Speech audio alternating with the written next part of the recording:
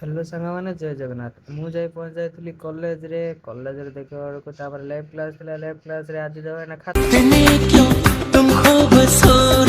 ନଥିଲି ବୋଲି ସେଇଠି ଠିଆ ହେଇକିରି କିନ୍ତୁ ମୁହଁଟା କରୁଛନ୍ତି।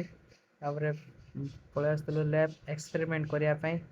ଏକ୍ସପେରିମେଣ୍ଟରେ ତାଙ୍କେ ସମସ୍ତେ ସେପଟେ ବୁଝୁଥିଲେ। ଆମେ ଦୁଇ ଜଣ ଏକାଠି ଠିଆ ହେଇକିରି भगवान। ଥିଲୁ। ମୁଁ ତାକୁ କହୁଥିଲି ଏସିଡ଼ି ଫିଙ୍ଗାଡ଼ି ଦେବି ବୋଲି।